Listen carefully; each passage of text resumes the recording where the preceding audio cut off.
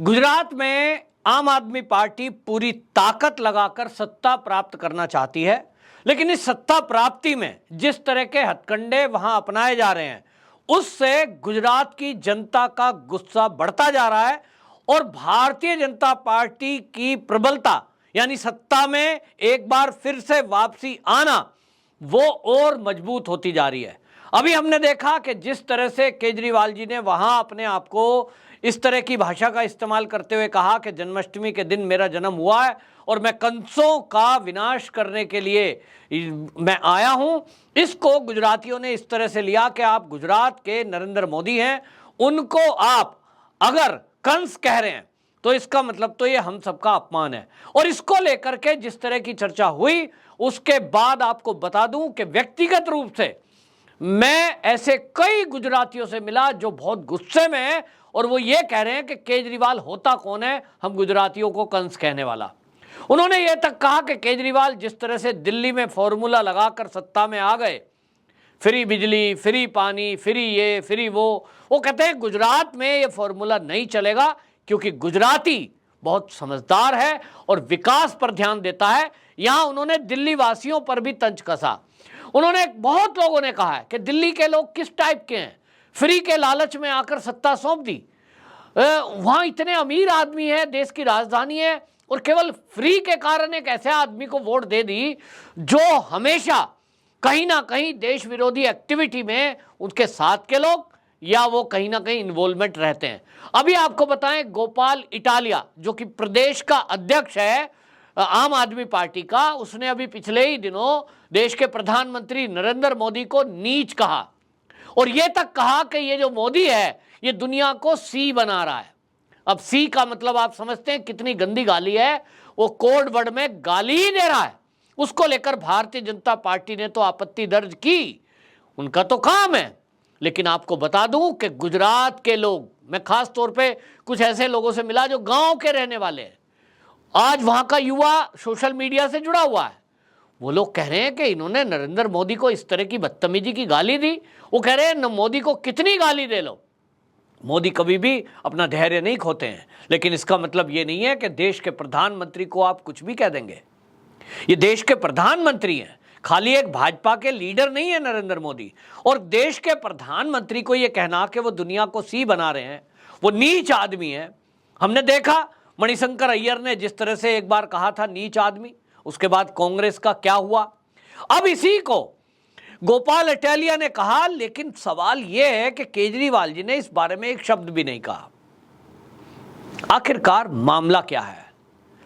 इसको केजरीवाल जी ये दिखाना चाहते थे क्योंकि वो पटेल समाज से आता है, उनको लग रहा है कि पटेल को आगे करके वो पटेल समाज की वोट लेने में कामयाब हो जाएंगे और वो इसको ये दिखाना चाहते हैं कि भारतीय जनता पार्टी से पटेल वोटर जो है गुजरात का वो नाराज है। यानी जो आरक्षण या जो पटेल इस तरह की बातें करते हैं, वहाँ जाति की बातें, वो भी गुजरात में फॉर्मूला चलना नहीं है। गुजरात के लोगों का कहना है कि यहाँ हर जाति, हर वर्ग के लोग, इवन मुसलमान भी मोदी को पसंद करते हैं, भारतीय जनता पार्टी की सरकार को पसंद करते हैं। तो यहाँ वैसा कुछ चलेगा नहीं और लोग कहते हैं यहाँ केवल एक चलेगा और वो है मोदी मैजिक, गुजरात में विकास का मॉडल, इसके अलावा कुछ चल रहा ही नहीं है।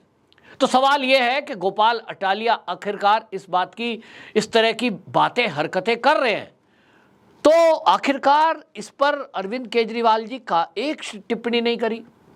ये कह देते भाई उसने गलत कहा है और नीच नहीं कहना चाहिए था, मैं पार्टी से निष्कासन नहीं कर रहा हूं तो सस्पेंड करते, कुछ नहीं। तो सवाल ये उठ रहा है कि भाई आखिरकार इसके विरुद्ध केजरीवाल जी कार्रवाई क्यों नहीं कर रहे हैं। तो आपको ये समझना होगा कि ये गोपाल इटालिया आखिरकार है कौन। आम आदमी पार्टी को पूरे गुजरात में अगर अध्यक्ष बनाने के लिए कोई व्यक्ति मिला है वो गोपाल इटालिया है। और ये गोपाल इटालिया कौन है? तो अब इसकी खोज खबर सोशल मीडिया पे जो एक्टिव लोग रहते हैं, पत्रकार लोग हैं गुजरात के, उन्होंने खोजा है। तो वो खोज के लाए 2018 का एक वीडियो और उस 2018 के वीडियो में ये पता लग रहा है कि वो एक आंदोलन की तैयारी कर रहे हैं। और उस आंदोलन में आपको बता दूं नाम क्या रखा उस आंदोलन का, आप सुनकर चौंक जाएंगे। आंदोलन का नाम था, कार्यक्रम का नाम था भारत तोड़ो।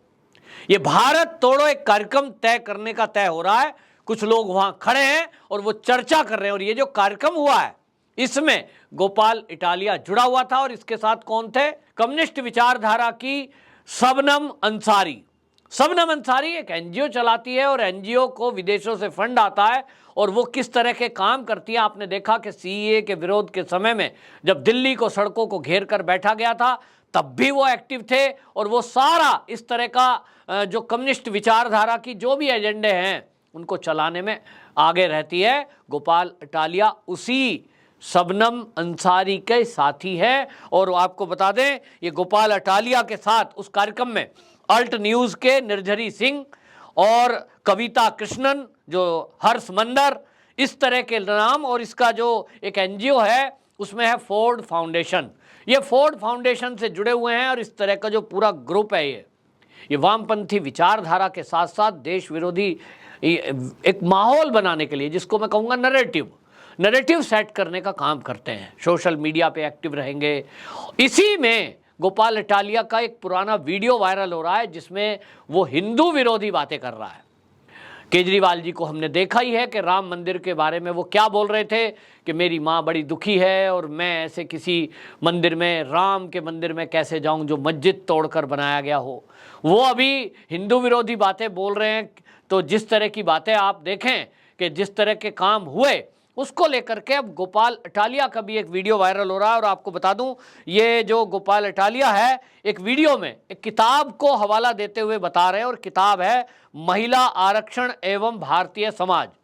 एक राइटर की किताब है। उस किताब को वो ऐसे वीडियो में दिखा रहे हैं और कह रहे हैं देखिए ये किताब है, इसमें जो लिखा गया है और इसमें जो लिखा है वो कितना सच है, आप इस बारे में ध्यान रखें कि जो देश की महिलाएं हैं, जो लड़कियां हैं, वो कथावाचकों से दूर रहें, क्योंकि कथावाचक शोषण करते हैं।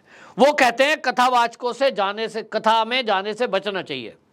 आपको यह ध्यान रखना चाहिए कि देश के कई बड़े बड़े कथावाचक वो गुजराती हैं, और उन गुजरात के कथावाचक जो कि राम कथा करते हैं, चाहे वो भागवत कथा करते हैं, और चाहे वो देश के और दुनिया के किसी भी कोने से हो, कोई व्यक्ति ऐसा कैसे हो सकता है कि उन कथावाचकों को यह कहे कि वहां लड़कियों का शोषण होता है। तो ये जो गोपाल इटालिया उस वीडियो में कथावाचकों को इस तरह की बातें कह रहे हैं, क्या ये किसी और धर्म के लोगों के बारे में इस तरह की बातें करेंगे?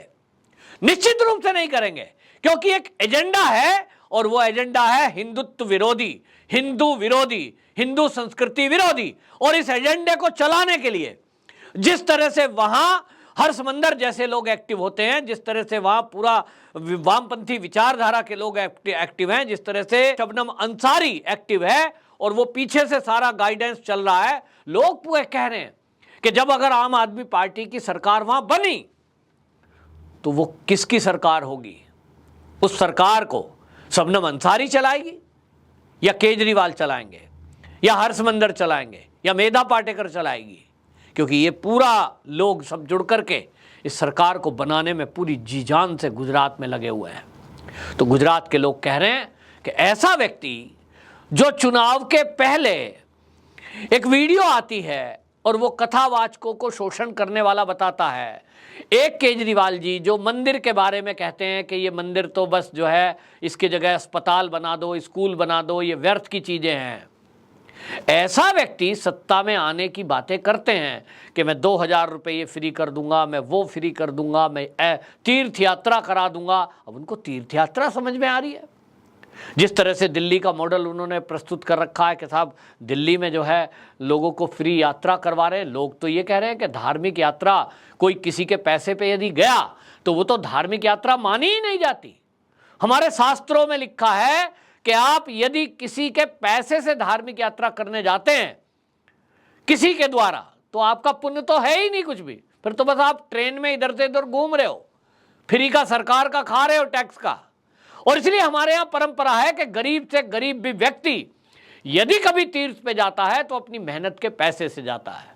फिर ये कौन लोग हैं जिनको केजरीवाल जी फ्री में तीर्थ यात्रा पर भेज रहे हैं? आप लिस्ट उठाकर देखेंगे, मैं दावा करता हूं, दिल्ली की लिस्ट चेक कर लेना, आपको उसमें कोई भी एक आदमी ऐसा मिल जाए अगर कि वो गरीबी की रेखा के नीचे का व्यक्ति हो, अति पिछड़ा, अति गरीब, शेड्यूल कास्ट, शेड्यूल ट्राइब, तो आप मुझे बता देना उसमें कौन लोग हैं, ये जांच का विषय है। लेकिन मुझे जो लोग बताते हैं कि वो केवल उस तरह के लोग हैं कि बस जिनको वो काम पे लेना है, तो लोग सवाल कर रहे हैं। अब देखना होगा, केजरीवाल जी ने तो क्लियरेंस दे ही दी है इस इटालिया को। अब जो पुरानी वीडियो वायरल हो रही हैं, जो वो कथावाचकों पर आरोप लगा रहे हैं कि शोषण करते हैं, इस पर गुजरात के लोग गुस्से में हैं और वो ये कह रहे हैं कि बिल्कुल अब इस समय जो स्थिति है अरविंद केजरीवाल जी की गुजरात के अंदर, वो कहते हैं मुश्किल से 1 या 2 सीट आएगी, बाकी सब पे जमानत जब्त। देखना होगा। वंदे मातरम।